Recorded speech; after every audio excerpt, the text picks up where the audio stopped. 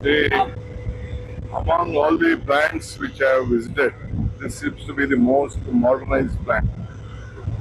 And within a small area, they have done it well. Because in Karnataka, we failed waste to energy plant by giving 10 megawatt, 7 megawatt. This is a 25 megawatt plant which is running very well with the modern equipment and good technology has been used. So I thank and congratulate the Jindal team for installing. They have taken a big risk. It is not a small job. So let me try, because we have again at the same time they have added gas also.